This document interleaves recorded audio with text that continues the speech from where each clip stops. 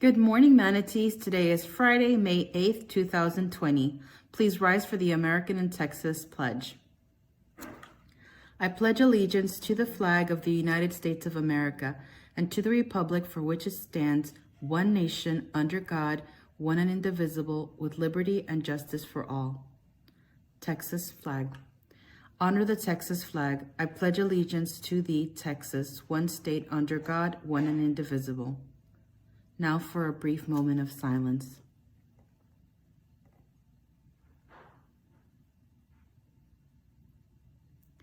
Thank you. You may now be seated. Boys and girls, I'm so happy to once again be able to chat with you. And as we wrap up this very special week, remember that it is Teacher Appreciation Week. So if you haven't yet thanked your teacher, please remember to do so. Also, make sure you reach out to your wonderful ancillary teachers. We do have a couple of things that you can do today. It's not too late, it's Friday. And so I just wanted to give you a couple of quick ideas that you can do. You can either make a card and take a picture to send to your teachers, or you can send them an email, or you can just write them a quick note in Teams. But in case you're stuck on what to write, I had 3 short little sentence starters that you could use to write a really special message to your teacher this week. One that I thought would be really great would be for you to write to them about your favorite memory. What is your favorite memory? And you could start by saying, my favorite memory with you is, and then you fill in the blank.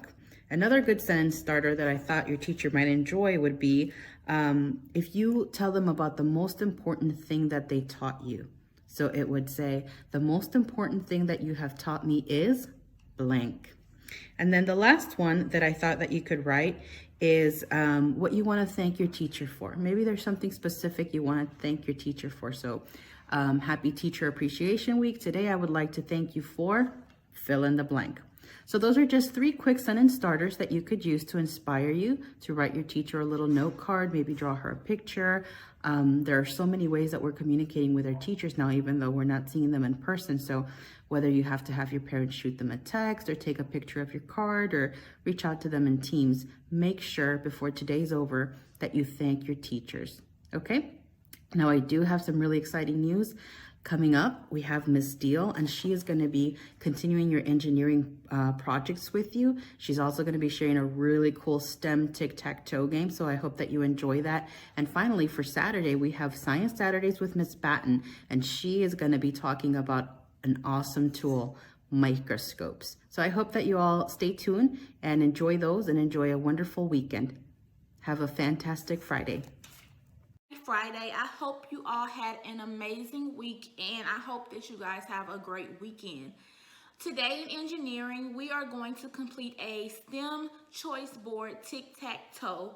Well, you will get an opportunity to pick 3 activities in a row to complete throughout the week.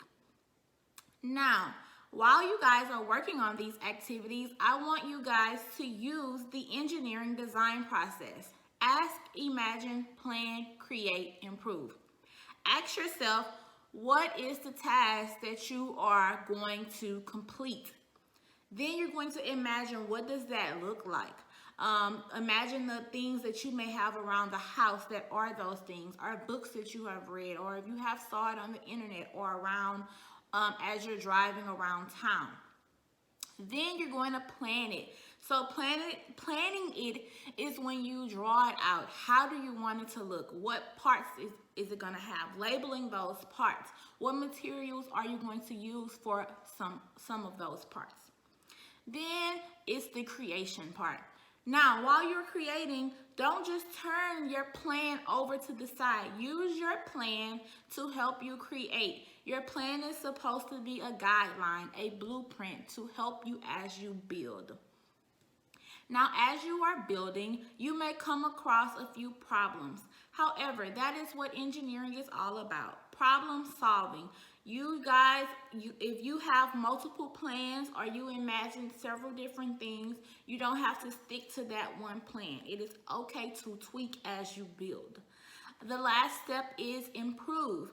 So improving it is, what could you have done to make it better? Or what can you do now to make it better? It isn't something that after you get to improve, the activity is over. If you found something that you would like to improve, you can go back to the create step, or if you can go back to the plan step to make another plan for your improvement, and then the create step. It is not something that is um stuck to once you get to improve, it's over. I want you guys to really give it a try and take pictures as you guys are building. I really would like to see the things you create. This is an activity for all grade levels. You can make it as easy as you would like it, or as challenging as you would like it. Whatever you choose, I would like to see it. I hope you guys enjoy it. I'm going to show you a glimpse of what the choice board looks like. And remember, I am going to add the PDF on the engineering website so that you guys can have access to it outside of this video. Once again, I hope you guys have a great weekend. If you need to reach out to me, you can send me a message in Teams. If you need anything, I am here for each and every one of you guys. And I miss you guys so, so much. And I will talk to you next Friday. See you later. All right, boys and girls, here's the STEM tic-tac-toe. You picked 3 in a row. This is the PDF that I'm going to share with you guys. And the way it works is that you have a board of activities. And so I have build a house, build an animal, build a flower, build a toy, build something that floats, build a kite, build a paper roller coaster, and build an instrument. So you don't have to do all of those. You will do 3 in a row. So you can do 3 across, 3 going down, 3 going this way. And so if you do the build a toy, your choice, something that floats, then your choice will be that you will build something that isn't on this board, something that you decided. After you build those things, snap a picture of it. Snap a picture of you going through the engineering design process on a sheet of paper, and share it with me. You can email me, edeal@houstonisd.org. Or you can send me a message in Teams in the chat, and you can just attach the pictures there. I would love, love, love to see your creations. I hope you guys have fun with this. I hope that you're able to do this with someone in your family and make it family friendly and have fun with it while you are at home. Once again, happy Friday, happy STEM learning, and bye.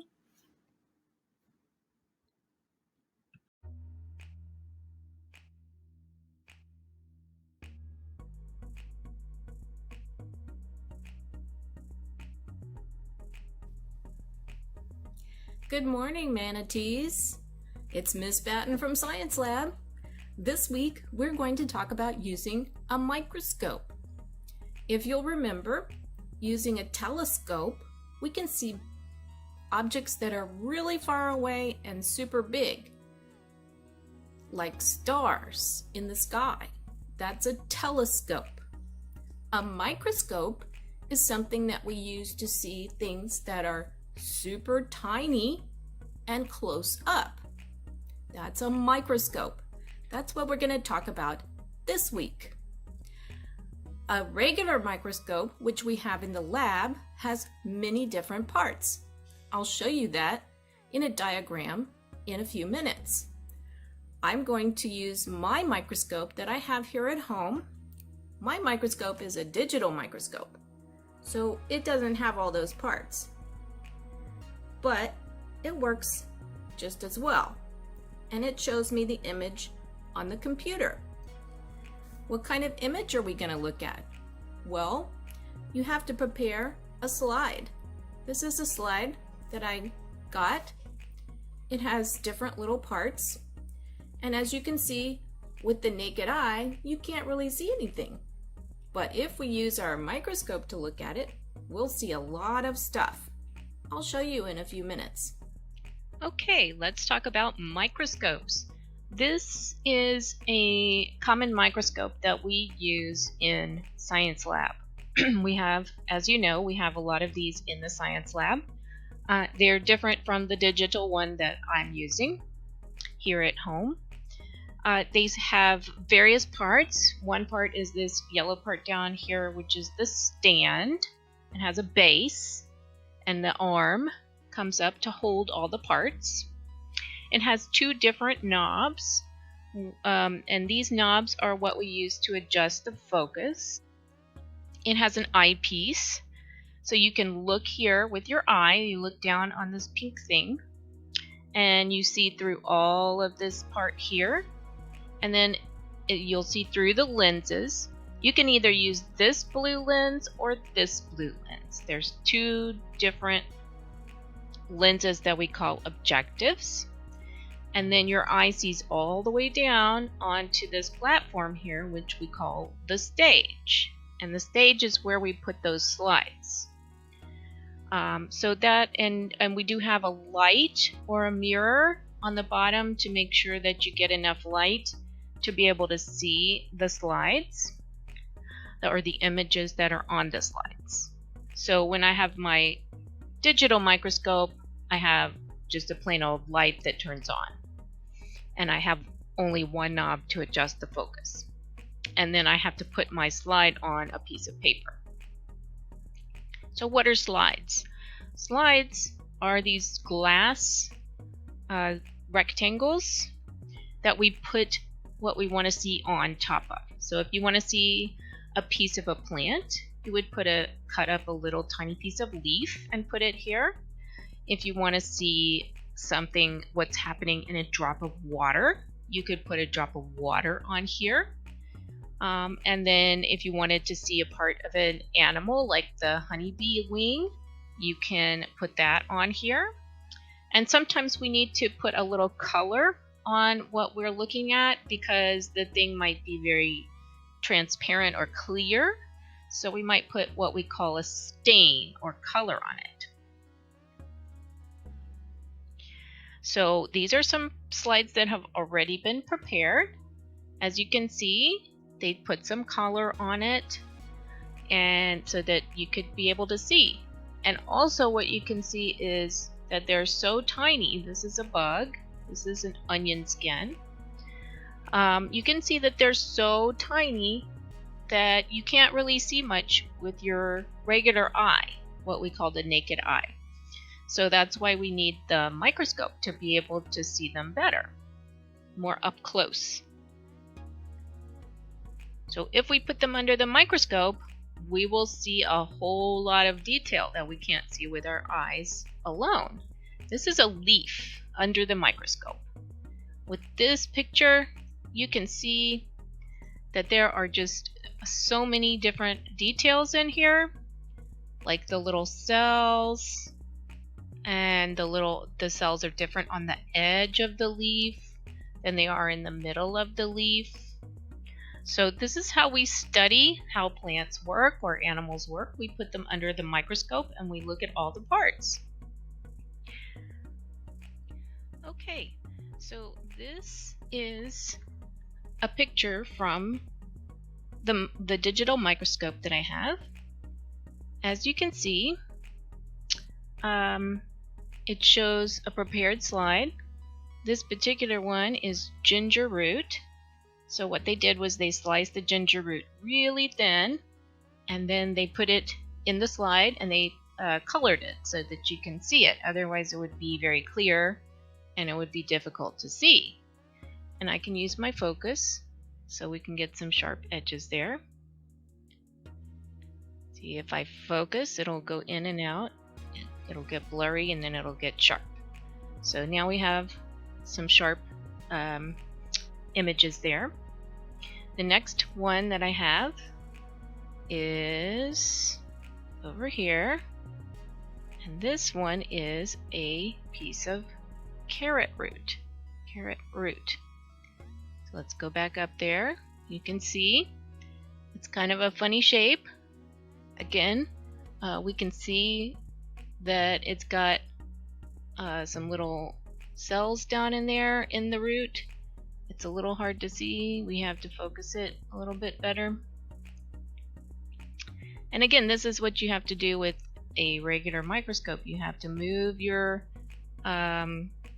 focus in order to be able to see the object in your slide. Okay, the next one that we have is going to be a lotus root. This one's a little bit more interesting because it has a lot of very visible cells, plant cells. There we go. And I can get that nicely focused there. Now let's look at animal cells. So we're going to go over here and look at a honeybee wing. Wow, look at that. You can see all the different things that pieces that make up the wing. You can't even see that if you look at a bee, but if you look at it closely, you can see that it has all these different pieces put together like a stained glass window or something. Okay, now this is not stained, so you can't really see the cells. The next thing we're going to look at is another part of the honeybee. This is the honeybee leg. Notice how it's all furry. See how honeybee legs have fur on them? Sorry about that light there. But they have fur, and that's what the pollen in plants stick to, so that the pollen can go from the anther to the pistil and pollinate and fertilize the flower when the bees are running around inside the flower. And that's how plants are able to make new seeds, just like we learned last week. Well, manatees, I hope you enjoyed that lesson on microscopes. Microscopes are fantastic tools that we can use to observe so many different things that we can't see with our plain eyes. Our eyes are wonderful instruments, but we can't see things that are super far away like stars, and we can't see things that are super tiny like cells. So we make these instruments to be able to see those things. I hope you enjoyed this lesson and will be looking forward to using the microscope in the future. Bye!